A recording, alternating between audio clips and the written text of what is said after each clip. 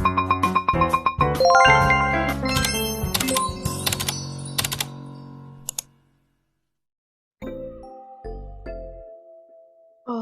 Swastiastu. Assalamualaikum warahmatullahi wabarakatuh. Shalom, nama budaya, salam kebajikan, dan salam harmoni. Baik, pada kesempatan kali ini izinkan saya untuk memaparkan hasil dari jawaban mengenai organ indera yang ada di dalam LKM kegiatan 1.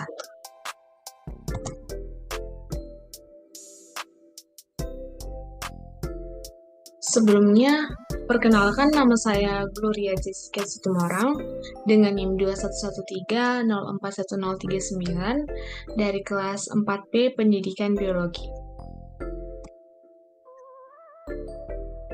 Langsung saja kepada soal yang nomor 1. Mengapa kelainan mata berupa hipermetropia, miopia, dan astigmatisme bisa menyerang seseorang dan apa tandanya? Jadi, untuk yang pertama, hipermetropia. Hipermetropia ini terjadi akibat cahaya yang masuk ke dalam mata tidak terfokus kepada tempat yang semestinya, yaitu pada retina, tetapi malah terfokus ke belakangnya. Hal ini disebabkan karena bola mata yang terlalu pendek. Bisa juga disebabkan karena bentuk kornea atau lensa mata yang tidak normal. Faktor lain yang menyebabkan hipermetropi ini yaitu jika seseorang memiliki orang tua yang menderita hipermetropi, kemudian berusia di atas 40 tahun, menderita diabetes, ada kanker di sekitar mata, dan memiliki gangguan pada pembuluh darah di retina atau sindrom mata kecil yang bisa disebut juga dengan mikroptalmia. Adapun gejala dari hipermetropi ini yaitu penglihatan tidak fokus ketika melihat objek yang dekat, sehingga kita harus menyipitkan mata untuk melihat sesuatu agar lebih jelas. Kemudian mata akan terasa tegang, sakit atau terbakar. Kemudian mata akan cepat lelah atau sakit kepala usai melihat pada jarak yang dekat dalam waktu yang lama. Misalnya menulis, membaca, kemudian menggunakan HP ataupun komputer. Kemudian pada penyakit mata miopia atau biasa kita sebut dengan rabun jauh, ini terjadi ketika cahaya yang masuk ke dalam mata tidak jatuh pada tempat yang semestinya, yaitu di retina. Nah, kondisi inilah yang disebabkan oleh bentuk bola mata yang lebih panjang dari bola mata normal. Adapun faktor lain yang menyebabkan miopia yaitu ada faktor genetik. Seperti yang telah disebutkan tadi, faktor genetik ini misalnya orang tuanya juga memiliki riwayat penyakit miopia, kemudian kurang sinar matahari, dan kebiasaan membaca atau menonton dengan jarak yang terlalu dekat. Adapun gejala dari miopia ini, yaitu yang pertama akan terasa sakit kepala, mata lelah karena mata akan bekerja secara berlebihan. Kemudian sering mengedipkan mata, sering memicingkan mata saat melihat benda-benda yang jauh, serta sering mengucek mata dan terlihat tidak menyadari keberadaan objek yang jauh.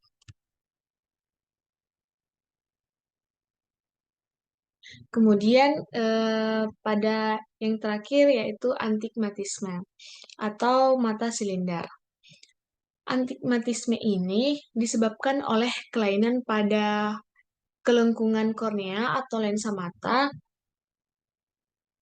yang faktor lainnya juga bisa rabun jauh atau rabun dekat yang sudah parah. di mana riwayat astigmatisme ini atau gangguan mata lain seperti penonjolan kornea secara abnormal atau keratokonus.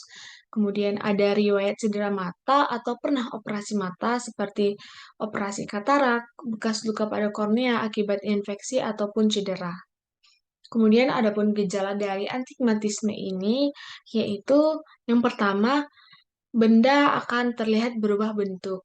Misalnya, garis lurus yang tadinya lurus akan menjadi terlihat miring atau bisa berubah bentuk menjadi huruf C ataupun terlihat seperti huruf O. Kemudian pandangan akan kabur atau samar ataupun tidak fokus baik pada jarak dekat ataupun pada jarak jauh. Kemudian akan sulit melihat pada malam hari. Mata mudah lelah dan terasa tidak nyaman, serta sering menyipitkan mata saat melihat sesuatu. Serta gejala yang terakhir yaitu sakit kepala. Kemudian soal yang kedua yaitu apa yang dapat kita lakukan untuk menghindari munculnya kelainan-kelainan mata berupa hipermetropia, miopia, ataupun astigmatisme. Jadi ada beberapa hal yang bisa kita lakukan, yaitu yang pertama, melakukan pemeriksaan mata rutin. Nah, pemeriksaan mata rutin ini bisa kita lakukan dengan cara memeriksanya ke dokter mata ataupun ke optik terdekat. Kemudian yang kedua, melindungi mata saat beraktivitas. Melindungi mata ini bisa dengan menggunakan kacamata yang tepat. Misalnya dengan kacamata yang eh, anti sinar UV seperti itu. Kemudian yang ketiga, pastikan penerangan ruangan cukup, di mana penerangan ruangan ini eh, tidak terlalu terang serta tidak terlalu redup. Kemudian yang keempat yaitu mengkonsumsi makanan sehat. Pastinya eh, kita juga harus mengkonsumsi makanan sehat agar dari dalam tubuh kita mendukung untuk kita agar terhindar dari penyakit mata. Contohnya kita bisa mengkonsumsi wortel dan makanan-makanan sehat yang lain. Kemudian yang selanjutnya yaitu memberi istirahat cukup pada mata. Dan yang terakhir yaitu selalu melindungi mata dari paparan sinar matahari langsung.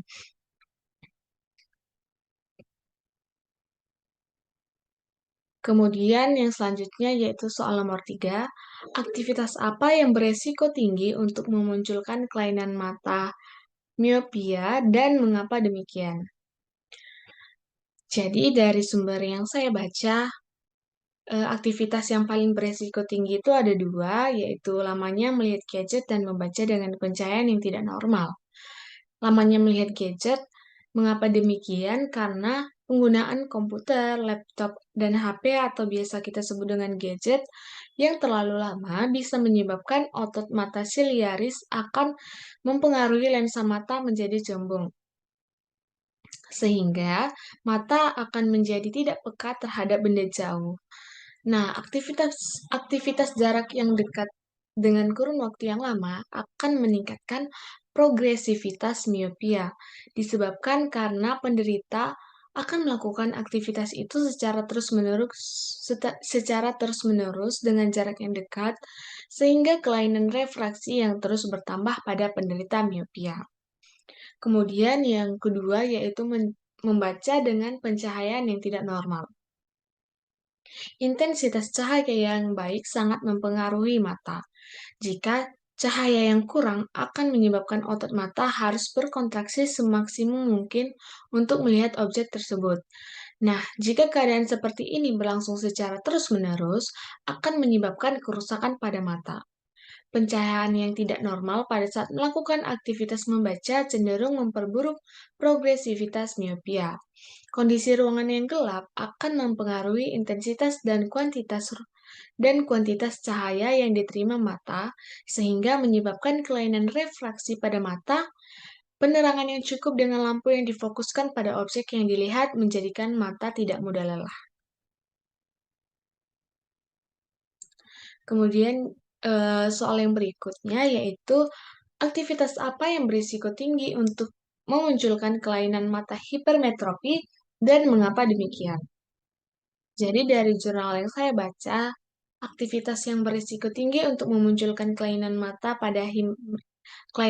hipermetropi yaitu tidak menggunakan penerangan yang baik saat beraktivitas pada malam hari dan terpapar langsung oleh sinar ultraviolet matahari. Hal ini dikarenakan hipermetropi terjadi akibat cahaya yang masuk ke mata tidak terfokus ke tempat yang semestinya atau retina, tetapi terfokus ke belakangnya. Hal ini disebabkan oleh mata yang terlalu pendek. Bisa juga karena bentuk kornea atau lensa mata yang tidak normal.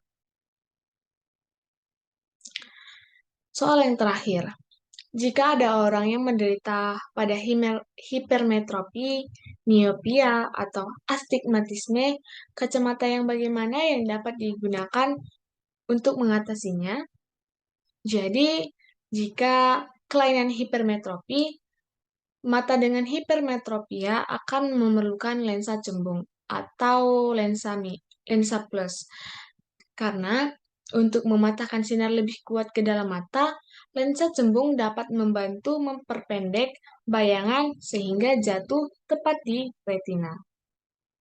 Kemudian yang kedua, kelainan miopia. Pada penderita miopia, bayangan akan terbentuk di depan retina, sehingga penderita miopia ini dapat dibantu dengan kacamata lensa cekung atau minus. Dengan menggunakan kacamata lensa cekung, bayangan akan kembali terbentuk pada retina.